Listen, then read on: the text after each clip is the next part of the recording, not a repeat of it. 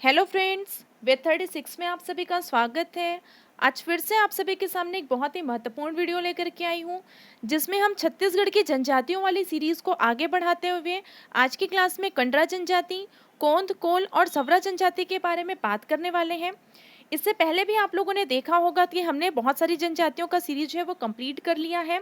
इसके अलावा भी अगर आपको लगता हो कि कोई जनजाति छूट गई है या जनजाति से संबंधित कुछ अलग प्रकार के वीडियोस अगर आपको चाहिए हो किसी दूसरे टॉपिक पर, तो आप मुझे कमेंट करके बता सकते हैं। मैं आप लोगों के लिए वो वीडियोस जो है वो लेकर के आती रहूँगी। तो चलिए प्रारंभ करते हैं आज का वीडियो। सबसे पहले देखते हैं कंडरा जनजाति के बारे में।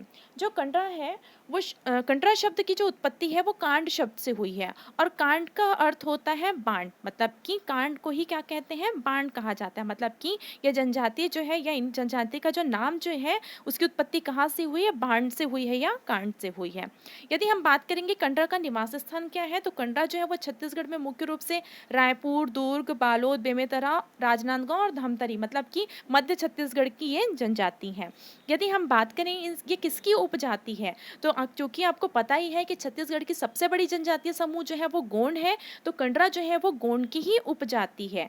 और छत्तीसगढ़ में गोंड जो है वो सबसे ज़्यादा आपके बस्तर संभाग में या दक्षिणी छत्तीसगढ़ में निवास करते हैं। लेकिन ऐसा नहीं है कि वो पूरे छत्तीसगढ़ में नहीं रहते हैं, गोंड जो है वो पूरे छत्तीसगढ़ में भी फैले हुए हैं। यदि हम बात करेंगे कि कंडरा के पूर्वज कौन है, तो कंडरा जो है वो सुपल भगत को अपना पूर्वज मानते हैं। जो सुपल भगत जो है वो सूपा बनाने का काम जो है या बांस के बर्तन बनाने का काम करते थे। इस वजह से ये जो है अपना पूर्वज जो है वो किसको मानते हैं, तो सुपल भगत को मानते हैं। यदि हम बात करेंगे इनका आर्थिक जीवन जो है वो किस पर निर्भर है, तो इनका आर्थिक जीवन जो है वो पूर्ण रूप से बांस बर्तन बनाने पर निर्भर है। ये बार बार परीक्षा में ये प्रश्न पूछा जा चुका है कि कंडरा जनजाति का मुख्य कार्य क्या है ना, या इनका आर्थिक जीवन क्या है। तो इनका मुख्य कार्य जो है वो बांस बर्तन बनाना जो है वो है। इसके अलावा हम बात करेंगे कि इस जनजाति में जो कई परिवार है वो कलात्मक ढंग से अलग अलग प्रकार के बांस बर्तन बनाते हैं। तो वो कौन कौन से बांस बर्तन जो है वो कंडरा जनजाति बनाते हैं, तो इनमें झांपी, आपको पता ही होगा जो झांपी जो होता है विवाह संस्कार में उपयोग किया जाता है चीज़ें रखने के लिए। चौकोन और ढक्कन जैसा एक मतलब कि बांस का पात्र होता है। बिजना, बिजना जैसे पर्रा, पर्रा होता है ना आपके बरी बनाने के लिए, बिजौरी बनाने के लिए आप पर्रे का उपयोग करते हैं, जैसे आप तस्वीर में देख सकते हैं। तो पर्रा का पर्यायवाची ही क्या है, बिजना, मतलब कि पर्रा को ही बिजना कहा जाता है। तो ये आपकी मुख्य परीक्षा में सहायक हो सकता है अगर आपको पर्यायवाची पूछे तो। इसके अलावा चुरकी, टुकनी, मतलब कि जो छोटा जो बांस का जो टुकनी होता है उसको चुरकी, फिर टुकनी है ना, सब्जी रखने के लिए, ये सब्जी बेचने के लिए टुकनी का उपयोग किया जाता है। चंगोरा, जो चंगोरा होता है एक प्रकार का बड़ा पात्र होता है। जैसे कि आपने देखा होगा कि जब लोग तीरथ बरत से वापस आते हैं तो वो चंगोरा लेकर के आते हैं, मतलब बड़ा सा बांस का पात्र होता है, उसमें प्रसाद भर करके लाते हैं। इसके अलावा डलिया, मतलब जो फूल रखने का जो डलिया होता है। सूपा, आपको पता ही है अनाज फूनने का जो सूपा होता है। झौहा, देखो चुरकी, टुकनी और झौहा ये तीनों एक जैसे हैं, है ना। लेकिन चुरकी जो होता है वो छोटी साइज का होता है, टुकनी होता है जो थोड़ा सा बड़ा होता है, और जो झौहा होता है ना, ये ग्रामीण अंचल में गोबर बिनने के काम आता है। मतलब बोलते हैं ना, झौहा भर गोबर धर के लाए है ना, तो इसका शेप थोड़ा अलग ही होता है। इसके अलावा बांस के गुनगुना बनाने का भी ये कार्य करते हैं। तो ये आप चीज़ आप डाल सकते हैं जब आपको लिखने के लिए दिया जाए तो। इसके अलावा इन जातियों में कुछ उपसमूह पाए जाते हैं, जिनमें झरिया और कनौजिया जो है वो कंडरा के उपसमूह हैं। इसके अलावा कंडरा में भी अपना पंचायत पाया जाता है, और इनके जो पंचायत प्रमुख होते हैं उनको राजा के नाम से जाना जाता है। तो ये तो थी आपकी कंडरा जनजाति के बारे में महत्वपूर्ण तथ्य। इसके अलावा हम अगला बात करेंगे कोंद जनजाति के बारे में। बहुत लोगों ने मुझे बार बार कमेंट किया कि मैम कोंद जनजाति के बारे में बताइए, कहीं से कुछ नहीं मिल रहा है। तो मुझे भी जितना कुछ मिल पाया वो मैं आप लोगों के लिए लेकर के आई हूँ। तो चलिए देखते हैं। कोंद शब्द की उत्पत्ति जो है वो द्रविड़ शब्द कोंड से हुई है, और कोंड का अर्थ होता है पर्वत। मतलब कि जो कोंद है ये खुद को पर्वती या पर्वतवासी भी मानते हैं। इसके अलावा इनका जो निवास स्थान है वो रायगढ़ और महासमुंद है, मतलब ये भी मध्य छत्तीसगढ़ में निवास करते हैं। इनकी बोली जो है वो कोंधी और कुई है, मतलब ये भी जो है वो गोंड की ही उपजाति है, क्योंकि गोंड भी क्या करते हैं, कोंधी और कुई बोली का ही उपयोग करते हैं। इसके अलावा इनका जो परंपरागत जो व्यवसाय है वो है आदिम कृषि। आदिम कृषि क्या होता है, ये आप लोगों को मैंने जब जनजातियों का वर्गीकरण पढ़ाया था कि जनजाति जो है वो कौन कौन से वर्ग में बटे हुए, तो मैंने आपको बताया था। आप मुझे कमेंट करके बताइएगा कि आदिम कृषि क्या होता है। है ना।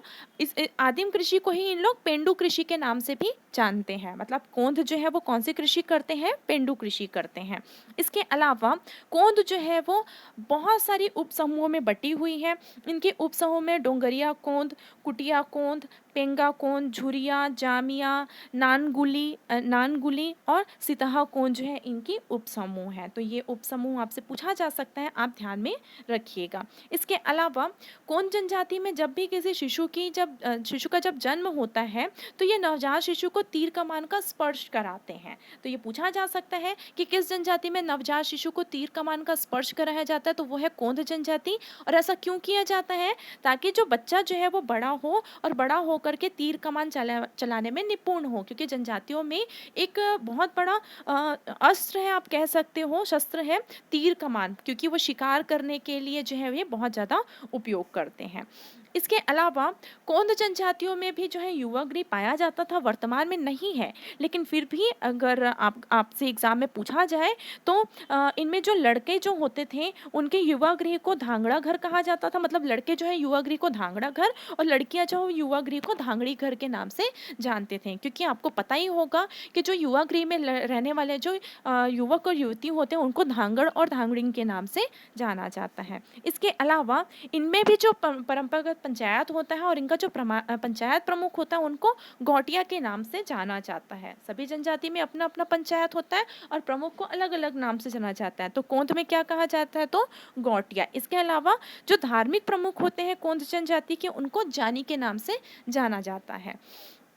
इसके अलावा कोंद जनजाति का जो प्रमुख त्योहार है इनमें चावल जात्रा महत्वपूर्ण है। पूछा जा सकता है कि चावल जात्रा क्या है, तो दशहरे को ही कोंद जनजाति में लोग चावल जात्रा के नाम से जानते हैं। इसके अलावा अघन जात्रा, माहुल जात्रा जिसको चैत जात्रा के नाम से भी जाना जाता है। तो ये कोंद जनजाति के प्रमुख त्योहार है। इसके अलावा सारे हिंदू त्यौहार और छत्तीसगढ़ी त्यौहार भी जो है वो कोंद जनजाति मनाते हैं। चलिए अगला हम बात करते हैं कोल जनजाति के बारे में।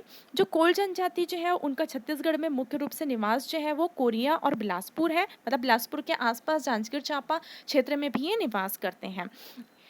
कोल का जो है उल्लेख जो है वो रामचरितमानस में वन्य जाति के रूप में मिलता है। पूछा जा सकता है कि कोल जनजाति का उल्लेख कहाँ पर मिलता है, तो रामचरितमानस में वन्य जाति के रूप में मिलता है तथा वे जो है खुद को शबरी के वंशज के रूप में मानते हैं। और आप सभी को पता ही होगा कि रामायण में शबरी का एक महत्वपूर्ण स्थान है और शबरी जो है वो छत्तीसगढ़ से संबंधित है। आप सभी को पता होगा कि जांजगीर चांपा के शिवरी नारायण में आपकी जो शबरी जो है वो निवास करती थी और वो कई वर्षों से भगवान के राम के आने की प्रतीक्षा कर रही थी। जब भगवान राम जी उनके द्वार पर जब पधारे तो उन्होंने अपने द्वारा जो चखे हुए बेर या जूठे बेर जो है वो भगवान राम को खिलाए थे। इस वजह से जो है मतलब रामचरितमानस में शबरी का विशेष स्थान है और कोल जनजाति जो है वो शबरी को ही अपना वंशज मानते हैं।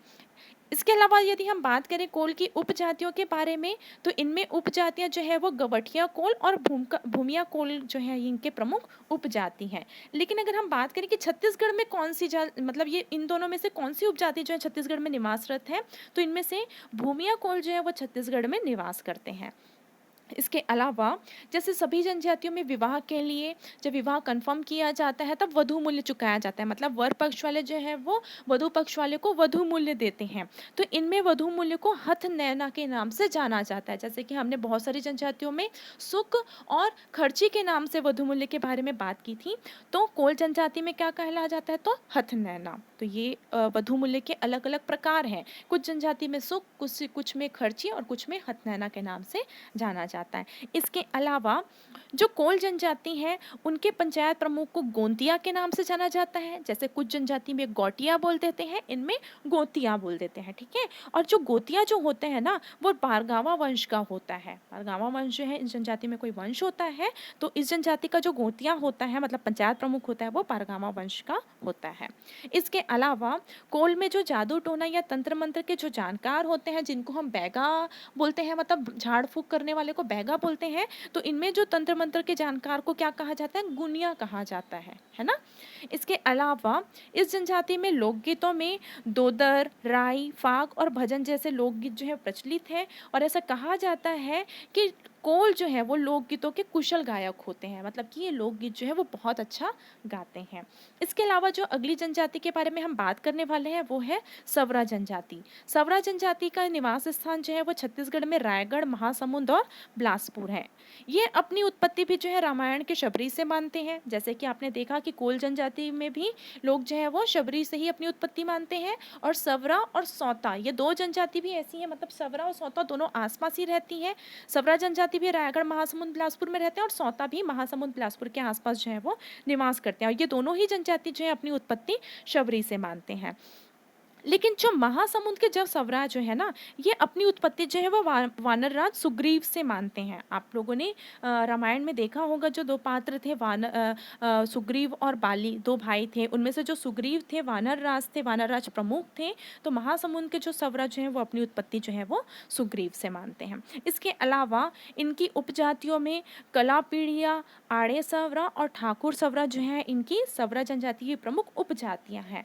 इनमें भी जो सबसे बड़े जो सवरा है या सबसे प्रमुख उपजाति जो है वो कलापीड़िया जो है इनकी बड़ा सवरा के नाम से जाना जाता है। इनमें भी परंपरागत पंचायत पाया जाता है और इनकी पंचायत के पदाधिकारी जो है वो मुकद्दम और दीवान होते हैं। इसके अलावा इनमें जो परगना जाति पंचायत पाया जाता है, मतलब कि एक जो पंचायत होता है वो ग्रामीण स्थल पर होता है, मतलब कि सवरा जो है जिस ग्राम पर निवास करते हैं उनके पदाधिकारी मुकद्दम और दीवान होते हैं। लेकिन जो एक से अधिक ग्राम को मिला करके जो आपके परगना बनते हैं, तो परगना पंचायत का जो पदाधिकारी होता है वो सभापति और कोषाध्यक्ष होता है। मतलब कि इनमें जो है ग्राम स्तर पर यदि पंचायत में किसी भी विवाद का निपटारा ना हो सके तो ये जो है उस विवाद को लेकर के परगना पंचायत में जाते हैं और वहां पर उसका निपटारा जो है वो किया जाता है। यदि हम बात करेंगे इनकी विवाह रस्म को संपन्न कराने वाले कौन है, तो इनमें गारिया जो है वो विवाह रस्म संपन्न कराने वाला कहा जाता है। तो ये तो थी सवरा जनजाति के बारे में। ऐसे ही इसी ही नाम की सिमिलर एक जनजाति है सौता जनजाति, सौरा जनजाति। ठीक है, तो सौरा जनजाति भी जो है वो रायगढ़, महासमुंद और बिलासपुर के आसपास ही निवास करती है। ये भी अपनी उत्पत्ति जो है वो शबरी से मानते हैं। इसके अलावा आपसे पूछा जा सकता है कि सांप पकड़ने वाली जनजाति कौन सी है, तो सौरा जनजाति जो है वो छत्तीसगढ़ में सांप पकड़ने वाली या सांप पकड़ने में निपुण जनजाति मानी जाती है। तो ये भी पॉइंट्स आप ऐड कर लीजिएगा। इसके अलावा एक वीडियो और मैं लेकर के आऊँगी जिसमें जो बचे हुए जितनी भी आपकी जनजाति बची है वो मैं कंप्लीट कराऊंगी। फिर जनजाति का सीरीज़ जो है वो कंप्लीट हो जाएगा। इसके अलावा अगर आपको जनजाति में कुछ अलग वीडियो चाहिए, कोई टॉपिक वाइज आपको वीडियो चाहिए कि आप जनजाति में ये चीज़ें डिस्कस कर दीजिए, तो वो आप मुझे कमेंट बॉक्स में कमेंट करके बता सकते हैं। धन्यवाद।